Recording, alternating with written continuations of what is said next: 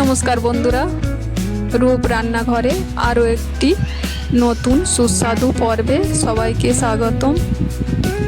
আমি এখানে প্রতিদিন নতুন নতুন রান্না শেয়ার করি। আজকের পর্বে আমি বানিয়ে দেখাবো একদম বিয়েবাড়ি স্টাইলে সর্ষে ভোলা। এইভাবে বানালে কিন্তু বিয়েবাড়ির মতো টেস্ট আসে। ভিডিওটি না স্কিপ করে পুরোটা দেখতে থাকুন। তার জন্য আমি কয়েকটা ভোলা মাছ নিয়েছি। মাছগুলো এখন কেটে নেব। এই ভোলা মাছগুলো কিন্তু ভালো বড় আছে। আপনারা যখনই সর্ষে ভোলা বানাবেন তখন এরকম বড় বড় মাছ নেওয়ার চেষ্টা করবেন, কারণ বড় বড় মাছটা নিলে একটু ভালো টেস্ট আসে। সব মাছগুলো এইভাবে কেটে ধুয়ে নেব। সব মাছগুলো আমি কেটে ধুয়ে নিয়ে চলে এসেছি। কিছু সর্ষে পোস্ত, চালমগজ একসঙ্গে বেটে নিয়েছি, আদা, কাঁচা লঙ্কা, তেজপাতা, গোটা গরম মশলা, নুন, হলুদ, লঙ্কার গুঁড়ো, তেল।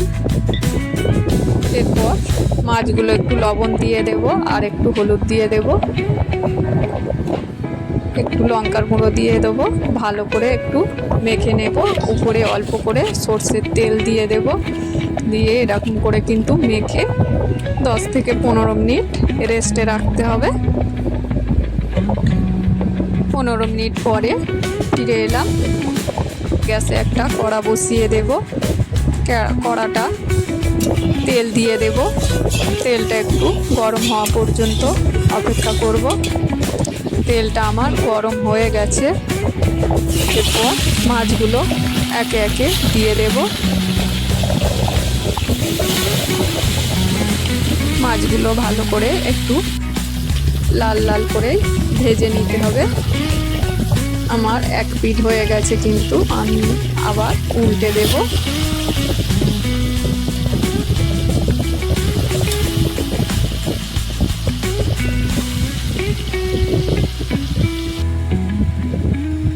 মাছগুলো আমার ভাজা হয়ে গেছে। এরপর তুলে নেব।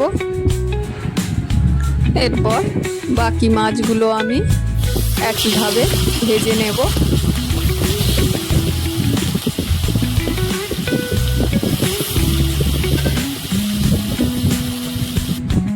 সব মাছ আমার ভাজা হয়ে গেছে। গোটা গরম মশলা আর তেজপাতা তেলের মধ্যে দিয়ে দেব। কাঁচা লঙ্কা দিয়ে দেব। আদা বাটা দিয়ে দেব। একটু লবণ দিয়ে দেব। এই সময় কিন্তু গ্যাসের ফ্লেমটা লোতে রাখবেন, নইলে মশলাগুলো পুড়ে যেতে পারে। একটু লঙ্কার গুঁড়ো দিয়ে দেব, একটু হলুদ দিয়ে দেব। সব মশলা ভালো করে কিছুক্ষণ ভেজে নেব।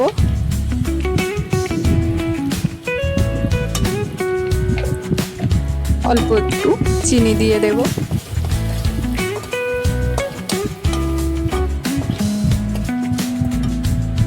আবারও একটু নাড়িয়ে নেব।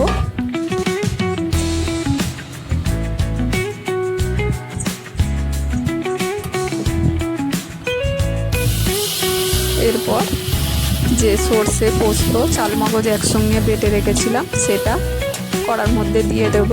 ভালো করে মশলার সঙ্গে একটু মিশিয়ে নেব। এরপর জল দিয়ে দেব। খুব বেশি জল কিন্তু দেব না, একটু অল্পই জল দেব। গ্রেভিটা আমার ফুটে গেছে। এবার মাছগুলো দিয়ে দেব।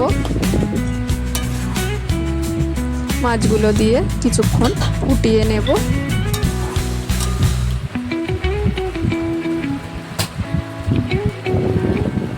সর্ষে ভোলা আমার প্রায় রেডি হয়ে গেছে। এরপর নামিয়ে নেব, প্লেটে সাজিয়ে নেব।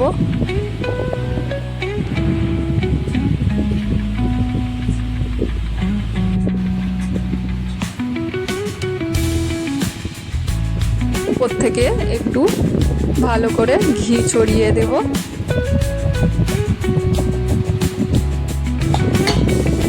এটি দেখতে যেমন লোভনীয়, খেতেও কিন্তু দারুণ সুস্বাদু। আশা করছি আমার এই সর্ষে ভোলা রেসিপিটি আপনাদের ভালো লেগেছে। যদি ভালো লেগে থাকে তাহলে একটা লাইক করবেন, আর আমার চ্যানেলে নতুন বন্ধু হয়ে থাকলে সাবস্ক্রাইব করবেন, যাতে নতুন নতুন ভিডিওগুলো সবার আগে আপনাদের কাছে পৌঁছে যায়। একটা কমেন্ট করতে কিন্তু ভুলবেন না। আবারও দেখা হবে নতুন একটা রেসিপির সাথে। ততক্ষণ ভালো থাকবেন, সুস্থ থাকবেন, আর দেখতে থাকুন রূপ রান্নাঘর। ধন্যবাদ।